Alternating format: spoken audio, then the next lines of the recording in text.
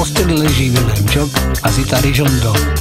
Po chvíli sa Vilém pricúli k Zite a tá mu ostalým hlasom povie: Neprosím ťa, dnes ma boli hlava, neprosím ťa, chytá ma únava. Nechcem kávu, ne žiadna káva, neprosím ťa, o popaty stávam. Na 6 padám do roboty a robote sa mi idioty.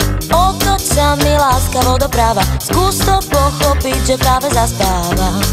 A Vilémčok kruto zaplakal. Prečo plačeš, Vilém? Ha, ha, ha. Prečo plačeš, Vilém? Ha, ha.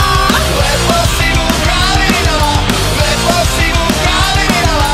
Neprosím ťa, dnes ma boli hlava, neprosím ťa, chytá ma únava. Nechcem kávu, ne žiadna káva, neprosím ťa, o polpáty stávam. Aj tak som to práve dostala a sobotu som málo naspala. Ja viem, že sex sme mali na kus káva, no skús to pochopiť, že práve zaspávam. A Vilémčok kruto zaplakal. Prečo plačeš, Vilém? Ha, ha, ha. Prečo plačeš, Vilém? Aha. Prečo plačeš, Vilém? Ha, ha, ha. Prečo plačeš, Vilém? Aha.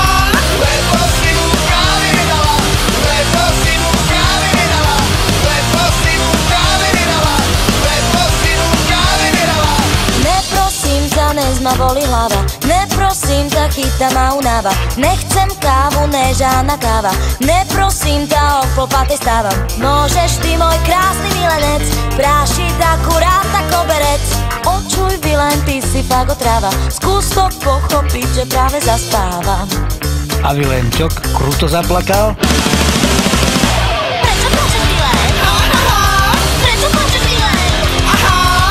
Prečo plačeš, Vilém? Ha, ha, ha. Prečo plačeš, Vilém? Aha. Lebo si mu práve vydala, lebo si mu práve vydala, lebo si mu práve vydala, lebo si mu práve vydala.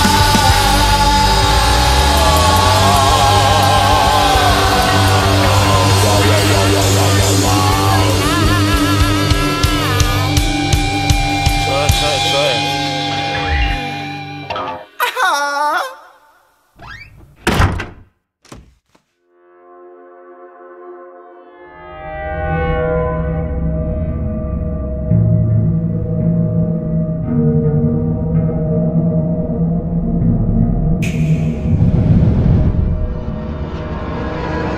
Sestra!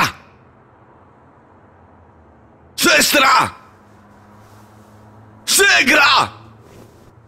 Spíš?